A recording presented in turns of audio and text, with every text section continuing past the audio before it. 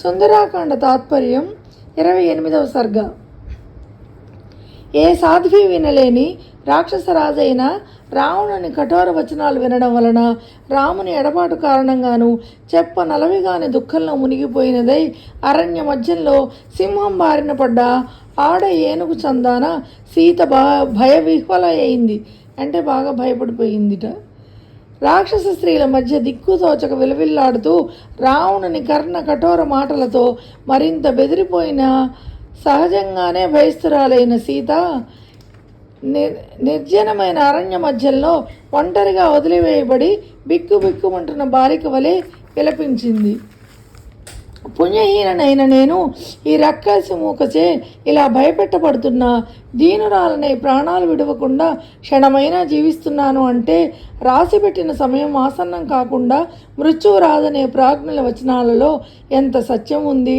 ఎటువంటి సుఖ సంతోషాలు లేక కేవలం దుఃఖ క్లేశాలతో మాత్రమే నిండి ఉన్న నా హృదయం అత్యంత కఠినమైనదై ఉండాలి. కనుకనే ఇది వజ్రాయుధ ఘాతానికి తుత్తునీయలయ్యే పర్వత శిఖరంలా 1000 ముక్కలు కావడం లేదు. ద్విజుడు ద్విజేతరునికి ఎన్నటికీ మంత్రం ఉపదేశించినట్లే నేను ఈ రాక్షసునికి నా మనసుని ఇవ్వను కూడా. అట్టి పరిస్థితిలో భీతి గొల్పే రూపం గల ఈ రావణుడు నన్ను తప్పక చంపి తీరుతాడు. కనుక ఈ క్షణంలోనే నేను ఆత్మహత్య చేసుకోవడంలో ఎలాంటి దోషమూ లేదు. లోకనాథుడైన రాముడు గడువులోపు ఇక్కడికి రాకపోతే దురాత్ముడైన ఈ రావణుడు గర్భంలోని మూత్రపిండాన్ని శస్త్రచికిత్స ద్వారా ముక్కలు ముక్కలుగా చేసి వెలికి తీసినట్లు వాడి అయిన శస్త్రాలతో నా అవయవాలను ఖండాలుగా తప్పక నరుకుతాడు. అయ్యో, రాజాపరాధం కారణంగా మరణదండన విధింపబడ్డ దొంగను ఇక తెల్లవారితే వధిస్తారనగా అతడికి ఆ రాత్రి భారంగా దుర్భరంగా గడుస్తుంది. దుఃఖంలో మునిగి ఉన్న నాకు రావణుడు ఇచ్చిన 2 మాసాల గడువు పైన పేర్కొన్న దొంగ స్థితి వలె దుర్భరంగా భారంగా గడుస్తోంది కదా.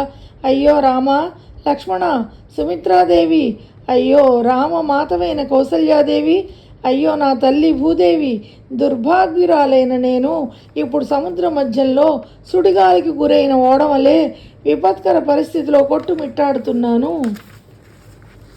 శ్రేష్టతమమైన 2 సింహాలు పిడుగుపాటుకు నేల కొరిగిపోయినట్లు మహాబలశాలులైన రామలక్ష్మణులు నా మూలంగా లేడి రూపంలో వచ్చిన మాయారాక్షసుని వాతపడి ప్రాణాలు కోల్పోయి ఉంటారని నిస్సందేహంగా నాకు అనిపిస్తోంది. నిజానికి ఆ రోజు కాలపురుషుడే లేడీ రూపం దాల్చి దురదృష్టవంతురాలైన నన్ను ప్రలోభపెట్టాడు. ఆ ప్రలోభంలో వివేకం కోల్పోయిన నేను ముందుగా రాముని ఆ లేడీని పట్టుకొని రమ్మని తర్వాత లక్ష్మణుని పంపించాను. అయ్యో, సత్యవ్రతుడవు, దీర్ఘబాహుడవు, నిండు చంద్రుని వంటి మోము కలవాడవు, సమస్త ప్రాణికోటికి హితుడవు, ప్రియతముడవు అయినా ఓ రామ, తమకు విందుగా రాక్షసులు నన్ను చంపబోతున్నారనే విషయం నీకు తెలియదా? పతినే పరమదైవంగా ఆరాధిస్తున్నాను. రాక్షసుల దారుణ వచనాలను బాధలను ఓర్పుతో సహిస్తున్నాను. కటిక నేల మీద శయనిస్తున్నాను. ధర్మాన్ని తూచా తప్పక పాటిస్తున్నాను. చెక్కు చెదరని పాతివ్రత్య నిష్ఠతో జీవిస్తున్నాను. ఇవి అన్నీ కృతజ్ఞులైన మనుషులకు చేసిన ఉపకారం వల్లే నిష్ఫలమైపోతున్నాయి. రామ, నా ధర్మాచరణ యావత్తూ నిష్ప్రయోజనమైనది. నా పాతివ్రత్య పాలన, నీ ఏకపత్ని వ్రత నియమము నిరర్థకం అయ్యాయి. అందుకేనేమో నీ దర్శన భాగ్యం కరువైనది. నీకై కృషించి కళాకాంతులు నశించాయి. నిన్ను మళ్ళీ కలుసుకోగలననే ఆశ కూడా అడుగంటింది. రామ, పితృవాక్య పరిపాలనను నియమనిష్టలతో పాలించి వనవాస వ్రతాన్ని పూర్తి చేయడంలో కృతకృత్యుడవై అయోధ్యకి తిరిగి వెళ్ళి శోకరహితుడవై నీ తల్లుల ఆలనలో సుఖ సంతోషాలతో నువ్వు జీవించాలని మనస్ఫూర్తిగా ప్రార్థిస్తున్నాను. ఓ రామ, నేను మాత్రం సదా సర్వవేళలా నీ ఎందే అనురాగబద్ధనై నువ్వే సర్వస్వంగా జీవిస్తూ వచ్చాను. కానీ నేను ఎంతటి దురదృష్టవంతురాలను నిన్ను కలుసుకోలేని నా ధర్మాచరణ, తపస్సు, పాతివ్రత్యము అన్నీ నేటితో వ్యర్థాలయ్యాయి. కనుక ప్రాణత్యాగానికి సంకల్పిస్తున్నాను. కనుక వెంటనే గుక్కడి విషం తాగి కానీ లేదా వాడి అయిన ఆయుధంతో కానీ పొడుచుకొని కానీ ప్రాణత్యాగం చేసుకుంటాను. ఇలా అనుకుంటున్నానే కానీ ఈ రాక్షసుల నివాసంలో నాకు విషం కానీ లేదా వాడి అయిన ఆయుధం కానీ ఎవరిస్తారు?